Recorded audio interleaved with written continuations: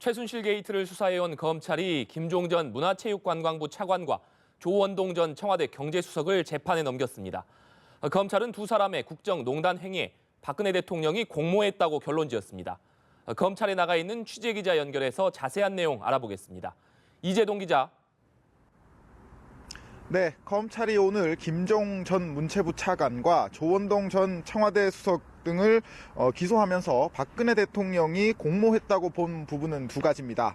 우선 문체부 산하 공기업이죠. 그랜드 코리아 레저가 지난 5월 장애인 펜싱팀을 창단했었는데요. 당시 소속 선수들의 관리를 최순실 씨의 회사에 맡기도록 박 대통령과 김 전 차관 등이 공모해 압력을 행사했다는 겁니다. 검찰은 또 조 전 청와대 수석이 2013년 7월 CJ그룹 손경식 회장에게 이미경 부회장의 퇴진 압력을 행사했을 때도 박 대통령의 지시가 있었다고 결론 내렸습니다.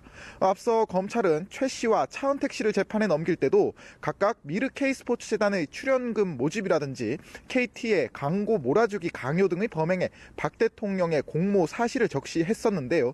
오늘 또다시 박 대통령을 김 전 차관 등의 범행 공범으로 결론 내리면서 박 대통령의 혐의는 더욱 늘어나게 됐습니다. 네, 두 사람을 재판에 넘기면서 검찰 수사는 사실상 마무리됐다.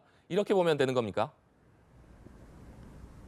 네, 그렇습니다. 오늘 검찰이 김 전 차관과 조 전 청와대 수석을 재판에 넘기면서 지난 10월 시민단체의 고발로 시작된 검찰의 수사는 수사 착수 2달여 만에 사실상 마무리가 됐습니다.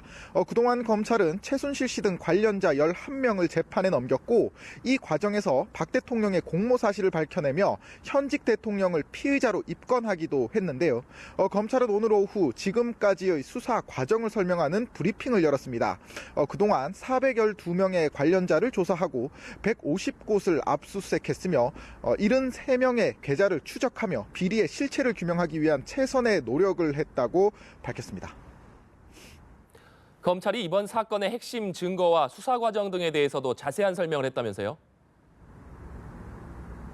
네, 그렇습니다. 검찰이 박근혜 대통령을 피의자로 입건할 수 있었던 때는 몇 가지 중요한 핵심 증거가 결정적으로 작용을 했습니다. 그중에 두 가지가 정호성 전 청와대 부속 비서관의 통화 파일이 있었고, 그리고 안종범 전 수석의 업무 수첩 등이 결정적인 역할을 했었는데요.